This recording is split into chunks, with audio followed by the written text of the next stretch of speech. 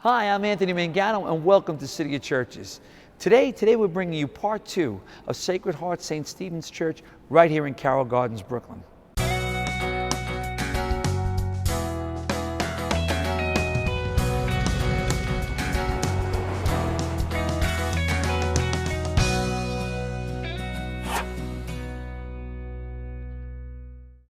Now, in part 1 of this episode, we discussed the art and the architecture of this 150-year-old church. Today, we're going to discuss a lot more about the parish history of this church and its oldest traditions. We're also going to see a part of this church that most people rarely ever get to see. Today, we're going to be climbing up the church steeple to visit the bell tower and the clock room. Now, hopefully, we're going to make it all the way to the top if my knees hold out. Now, joining me again today in part 2 of our episode of Sacred Heart St. Stephen's Church in the choir loft is Parish Historian John Heyer. John, welcome back. Thanks, Anthony. You know, John, there's a lot of questions I'm going to have to ask you here. I know you're the right guy with the answers. Well, I hope I studied well last night. No, I think you're going to be right on point. The last time we discussed Mother Cabrini Park, what was her connection to this parish? Well, you know, Mother Cabrini, who was an Italian immigrant herself, she founded the Missionary Sisters of the Sacred Heart back in 1880. And so Mother Cabrini worked her way here to New York. She landed in the Lower East Side over down by Henry Street. Bishop McDonald welcomed her with open arms and asked her to come here to Sacred Hearts of Jesus and Mary Parish and help the struggling Italian immigrants in the oldest Italian parish. So the Missionary Sisters of the Sacred Heart and Mother Cabrini have a long-standing relationship with this parish. In 1892, she founded our parish school. In fact, it was the first school for Italian immigrants. She founded a convent, which remained here in the parish up through the 1990s. And in fact, the Missionary Sisters were actively working here at the parish up until the 1990s. So all of us here grew up with a Mother Cabrini spirituality. And she's the patron of immigrants or migrants, which in today's world is ever so important, as well as the fact that she's also the co-patron then, John Paul II named her the co-patron of the new evangelization. And the other thing too, a few years ago, just to kind of mark the fact that Mother Cabrini had such an impact on this community, the city of New York actually put funds together and had a mural created of Mother Cabrini showing her social service work as well as her work with the immigrants. And that's located right here on Hicks Street in the parish, across the street from the school which she founded. And she walked these streets right here in downtown Brooklyn. I guess. Absolutely. Now, John, I noticed that outside the church is a sign that says Msgr Del Vecchio's place. Can you explain that to us? It's funny you say it that way. It's the street's renamed or co-named for one of our former pastors, Msgr Francis Del Vecchio. And this was Msgr Del Vecchio's place. Oh, it's Del Vecchio. It's Del Vecchio. But this was his place for sure. He was pastor here from 1950 and until his death really in 1989. He was pastor until 1987, but even in those last few years, he remained here, and he was still calling the shots. This was his home, as you could imagine, having been here since 1950. Yeah, sure, it's his church. It's his place. And you know, his place. As all of us know in Brooklyn, our communities went through periods of change.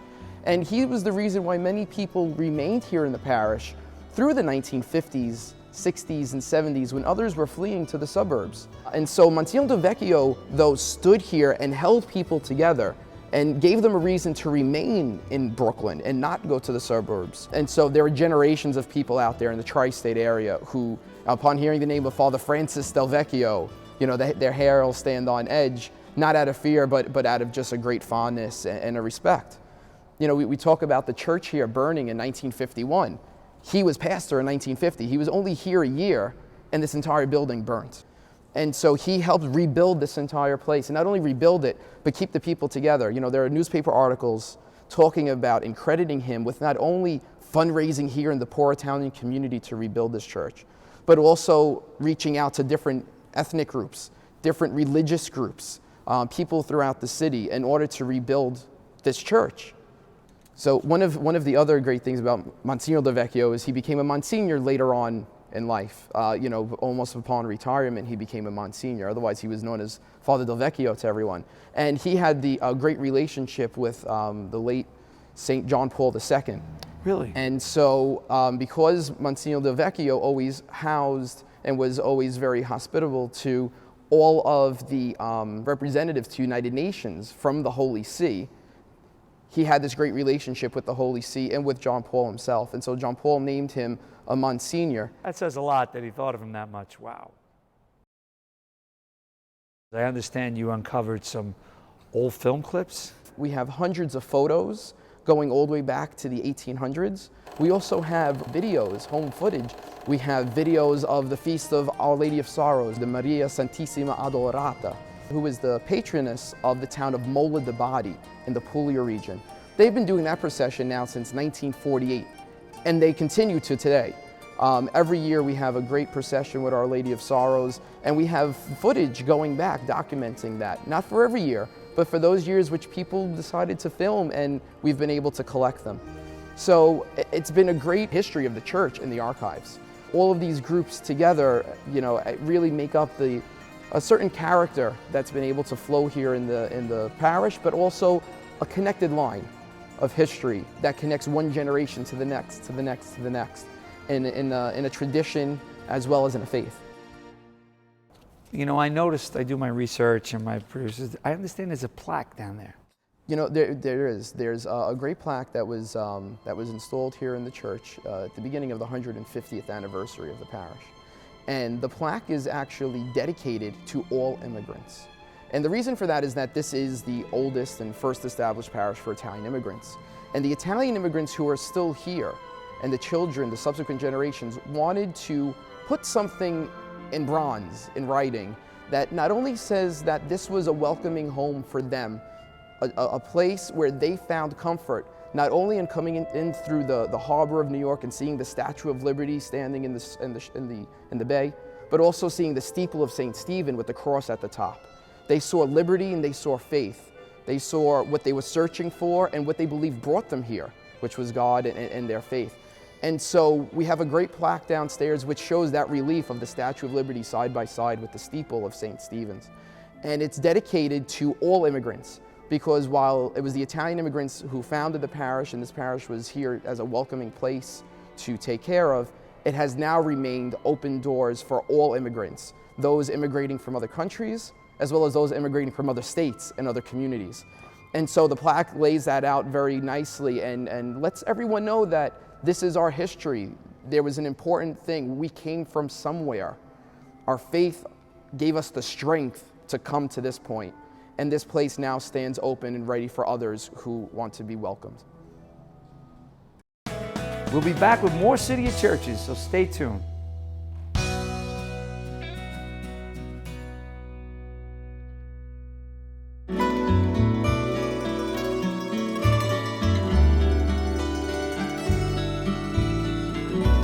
John, how tall is the steeple? Ooh, so there are very different records when you look it up. Oh, that sums it up. Yeah, it's Brooklyn record keeping, you Okay. know? How tall is it thing? I don't know. I don't know. It's about 3 of the gugoots, stacked on top of each other. The tower itself is actually, to the very top of the cross, is 210 feet from the ground. The cross up at the top is actually 6 foot tall. So it looks large, but it's actually even much larger than it appears. So it is quite tall, and to imagine when it was built, the only thing that was, kind of the same size at some point was a couple of the neighboring towers, which were a little shorter, and eventually the Brooklyn Bridge when it opened in the 1880s. So the tower here has stood out in the Bay of New York and the harbor for many years, and is still actually the only church tower that could still be seen from the Brooklyn Bridge. The original actual cross that was on the top of the steeple was made out of metal and glass. When the church was first built, pastor was ahead of his time. He wanted the cross to be lit up, kind of like the symbol that Constantine, saw in the sky and caused his conversion. So the cross itself was made out of steel and glass, and it was lit with a gas lamp at the base, and there was a gas line that went all the way up to the top of the tower, and each night it was lit so that cross would be lit up. This is before electricity, before neon, before LED. Because if you think about it, going back into the early 1900, what else was lit that high up in the air? Yeah, true. There were no skyscrapers. There was, nothing else that was up that high, except for the Brooklyn Bridge. The original cross that was on the top of the tower during a storm one day in the 1980s, the parishioners around the parish started to see it swaying left to right, and they called the rectory frantic. And unfortunately, at a certain point, the cross did break off and fall. Thank God the cross did not go towards the BQE at the time, or the front of Summit Street and hurt someone. It was the original cross. It wasn't galvanized steel or aluminum or anything, so it rusted, essentially, is what happened. And it came down and it went right through the roof of the church, and it punctured a hole in the roof. This roof here, which was built in 1951 after the fire, is constructed of steel and concrete. They wanted to make sure that the church roof couldn't burn again. So they really made it something that was fireproof. Good thing they made it out of concrete, because when that cross came down, it hit very hard, and it actually punctured a huge hole in that concrete roof. But if it wasn't for that concrete, it would have wound up in the pews here inside the church. But instead, that concrete roof took most of the impact and made the cross, propelled down into the parking lot instead. And we still have, even though the roof was repaired, we still have a giant hole in the concrete up in the inside part of the ceiling that you can see to this day. Wow. A new cross was put back up there by the generosity of the longshoremen of the ILA. Were able and good enough to come forward and hoist up the new current cross that you see at the top of the tower. Wow. That's interesting. Right there. Thank God it didn't hurt anybody. Divine intervention. Divine intervention. And the cross today is still illuminated as it was then, but now we use LED lights. In addition to our Christmas star, which is something that everyone sees throughout the Christmas season, kind of showing people where Christ is, right? The original star went over the Yes, crèche for the three wise men to find Jesus. Well, the star is over Sacred Heart St. Stephen's, and this is where you find Jesus.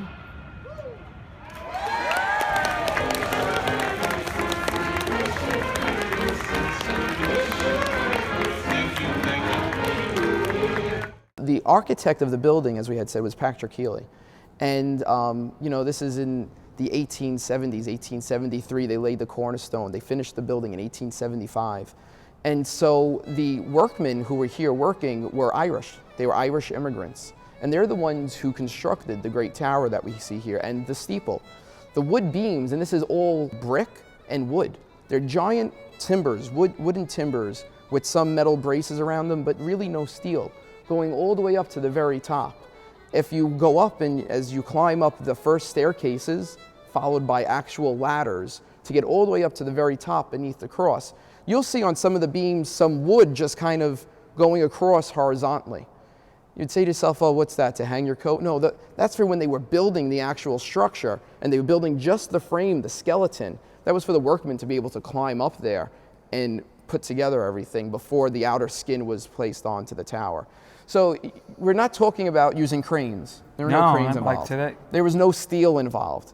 This is wood, and this is workmanship, and guys climbing up, holding on to the rafters. You could never duplicate it now. You could never duplicate it today. And we were even fortunate enough that when the rest of the church building burnt, the fire department put a lot of emphasis on maintaining the structure of the tower, because they were really afraid that it would fall more than anything else and take out other buildings, spread the fire. I could see that. But so they put a lot of emphasis on preserving it, and to the point where up in the tower there's still a lot of soot. It's stained black from the smoke that was here in the church. But it's still the original structure, the original tower, and the original beams and wood going all the way up there. Now, when we come back, we're going up into the steeple. This is going to be a great adventure. You got your work boots, your hiking boots? I got good boots on. The gloves? I'll have to get gloves, All right. hopefully. All right. But this should be fun. So come on back.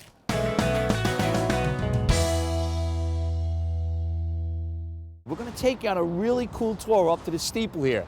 The bell's up there and the clock. I mean, it's really cool stuff. I really think you're going to be amazed. So come on. We got a long walk. This is really high up.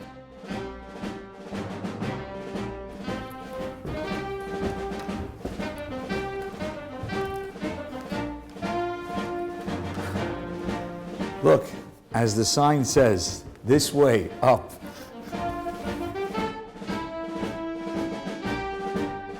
This is getting tricky now. Good thing I'm in shape.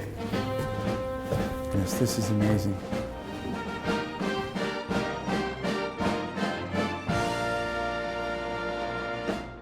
We're going to take you on a tour, level by level, show you the bell, the clock, and all the way up to the top. So come on. So now we're going to take a walk up to the bell tower. This is pretty amazing. I mean, you look at this, I'm sure our viewers are catching this from the camera angle. I kind of feel like I'm in one of them old films of the 1920s and 30s. It's so cool and rustic, I should say. Unbelievable. I mean, you can see the soot on the walls here that they were talking about during the fire that happened here. Going up here, I'm sure our camera's following us. This is like amazing.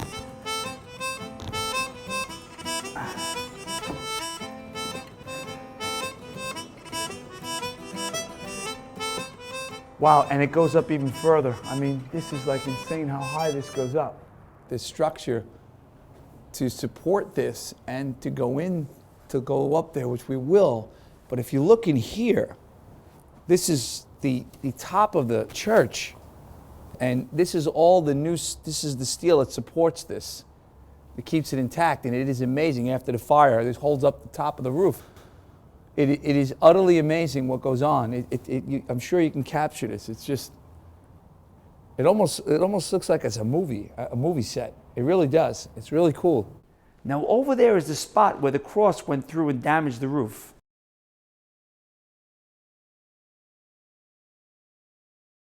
So here we go. We're going up to the next level, to the bell tower. Wow. We're getting a little nervous.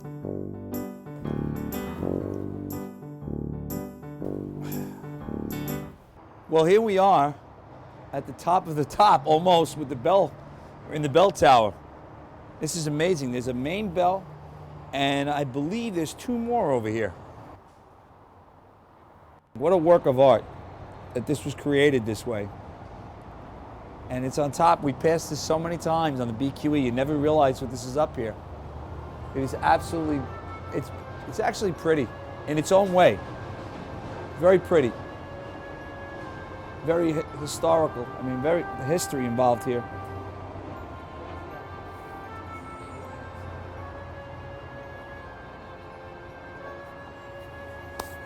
Wow. Now you know when you hear the bells go off, when you're at what goes on in an intricate place like this. This is amazing. These right here, what I'm told by our historian here, is these are the knockers that were put in to hit the bell instead, because there used to be a wheel that used to spin the bell around, but it was so heavy, and I could see why. And there's an inscription in here, in memoriam. I can't really make it all out. Catherine Maherly, wife of Dennis M. Maherly, 1843, guys. That's when she was born. Passed away in 1889. This is really amazing. These things are like little hammers. Well, we're going up even further now. We're going inside to the clock. So follow me in the tower here.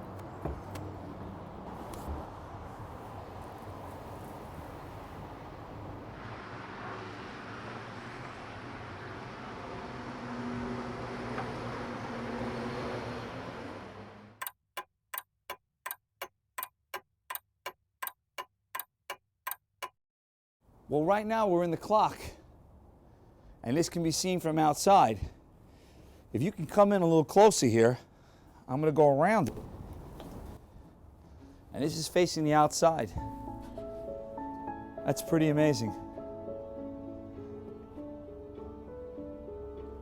This place is truly, truly amazing. It's like a maze of walls and little alcoves.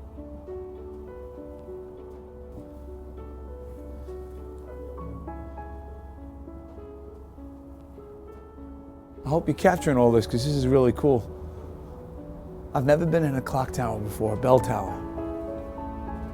Only in the movies.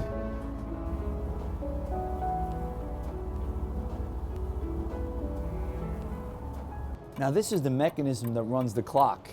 Years ago, from what I'm told, this used to be ran on weights, but then it changed over into mercury switches. So the clock mechanism up in the tower, we've been told, is one of the two oldest operating in the entire city of New York. The way that the mechanics of it work is it is electric with a motor. All of the gears would turn, the time would be told, and at every hour, a lever would drop. When that lever drops, there's a little control box. In the control box are little glass tubes filled with mercury so that the electricity would turn on the bell.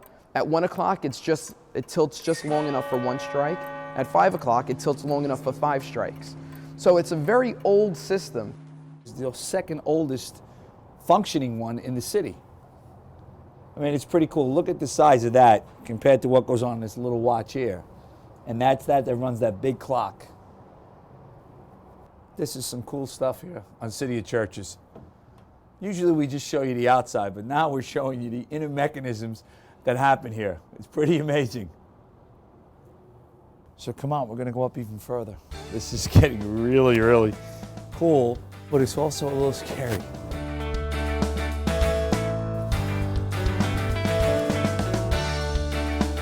Wow. All right, so we're going even further here. Now these are the original ladders from when the church was built.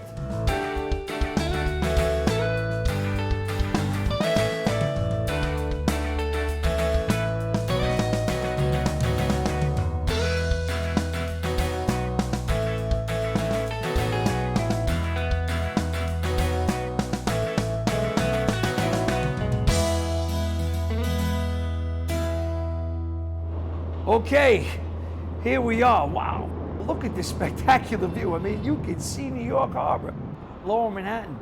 You got the boats on the East River, and below us a great view of Brooklyn. And there's the Brooklyn-Queens Expressway right down there.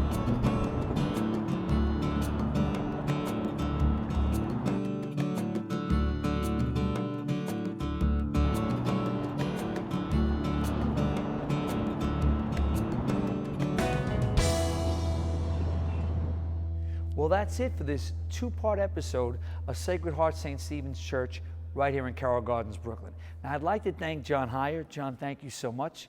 Msgr Massi, I want to thank you for inviting us here, but I'd like to turn the mic over and the camera to you if you'd like to say anything to our viewers. As the pastor, I think I have to have the last word. I would like to thank you, Anthony, for coming here to consider this parish as a member and as a person who you wanted to interview. But also, I would like to welcome everyone to our parish, the Chiesa Madre of so many Italian immigrants who have come through our doors.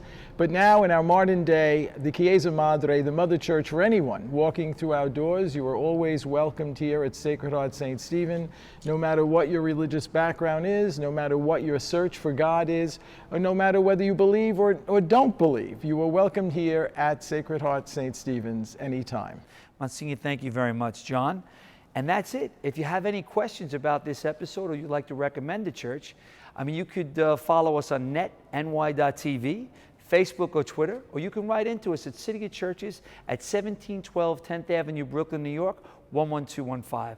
Until next time, I'm Anthony Mangano. Thank you so much for watching, and God bless you. Massi?